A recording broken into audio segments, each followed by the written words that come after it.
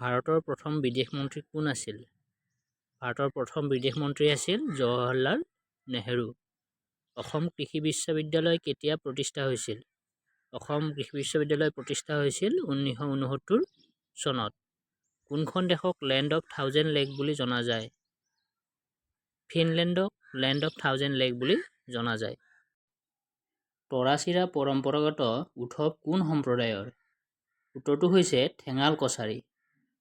হালধীয়া চৰাইয়ে বাওধান খাই শ্ৰেষ্ঠ বৈশিষ্ট্যৰ বাবে কিমান চনত ৰাষ্ট্ৰীয় বঁটা লাভ কৰে? ইয়াৰ উত্তৰটো হৈছে 1988 চনত। মৃত সাগৰ কোন দুখন দেশৰ মাজত অৱস্থিত? ইয়াৰ উত্তৰটো হৈছে জৰ্ডান আৰু ইজৰাইল।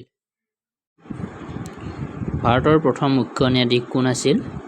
হৰিলাল জে কিষাণ দাস কানিয়া। উত্তৰ পূব ভাৰতৰ কোনখন ৰাজ্যই অসমৰ সৈতে আটাইতকৈ কম সীমা ভাগ বতৰা কৰে? ইয়াৰ উত্তৰটো হৈছে ত্ৰিপুৰা।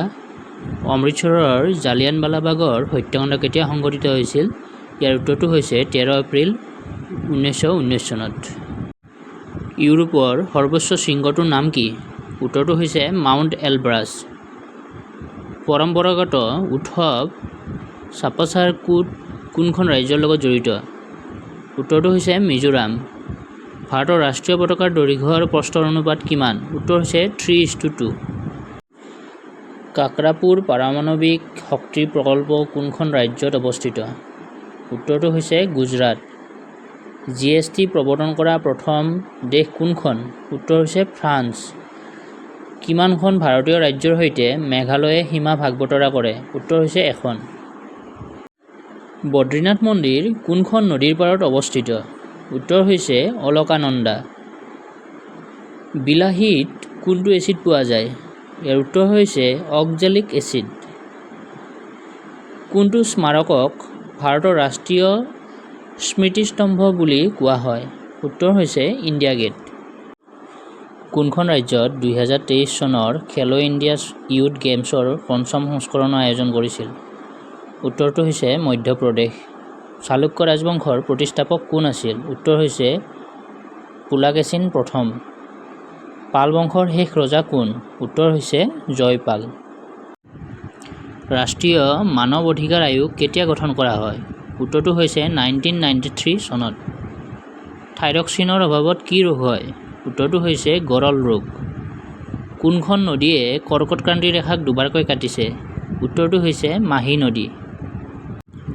কোনজন অসমীয়া কথাছবি পৰিচালকে প্ৰথম ৰাষ্ট্ৰপতি পদক লাভ কৰিছিল? উত্তৰটো হৈছে নীপ বৰুৱা। প্ৰথম অসমীয়া চনেট পুথিখন কি? ইয়াৰ উত্তৰটো হৈছে মলাৰ। আহোমৰ শেষ ৰজাজনৰ নাম কি? ইয়াৰ উত্তৰটো হৈছে স্বৰ্গদেউ পুৰন্দৰ সিংহ। প্ৰথম অসমীয়া ছপা কৰা পুথিখনৰ নাম আৰু প্ৰকাশৰ চনটো কি? উত্তৰ হৈছে প্ৰথম অসমীয়া ছপা কৰা পুথিখন হ'ল ধৰ্মপুস্তক।